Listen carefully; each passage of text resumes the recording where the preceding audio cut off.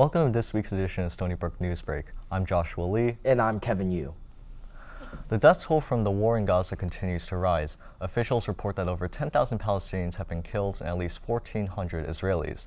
The Gazan Health Ministry says 4,000 Palestinian children were killed since the Israeli Defense Force began bombing in response to the October 7th attack on Israel.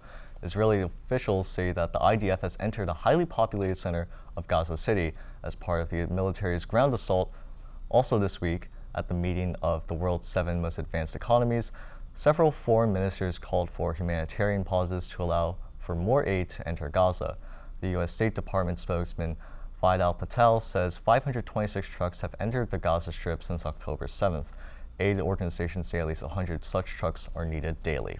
Tens of thousands of protesters marched from Freedom Palace to the White House in Washington last Saturday, calling for a ceasefire in the Israel and Palestine conflict. Protesters were demonstrating their support of Palestine with flags, signs, and music.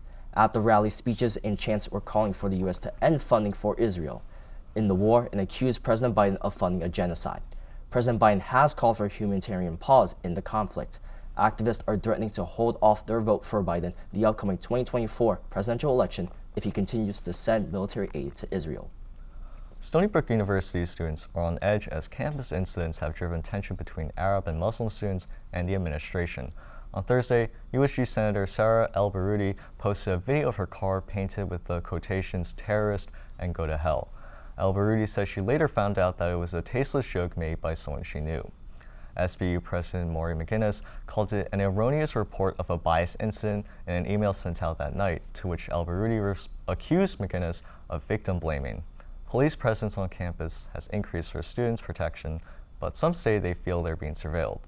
The hostility comes amid a petition asking McGinnis to condemn Islamophobia and Israel's aggression against Palestine with over 800 signatures. She has not yet responded to the petition directly. Stony Brook University is the site of a surge of civic engagement this week as students flocked to the Union Ballroom for Election Day. The Center for Civic Justice took the lead in educating and mobilizing voters who could cast votes in local races from campus. The nonpartisan group sets up tables outside of the student union and drew students in with trivia, prizes, and vital voter information. CCJ handed out coveted red, white, and blue stickers pronouncing that the students had voted. The campus buzzed with excitement as students participated in the democratic process. That's it for this week's edition of Stony Brook Newsbreak. I'm Kevin Yu. And I'm Joshua Lee. Have a great week, Seawolves.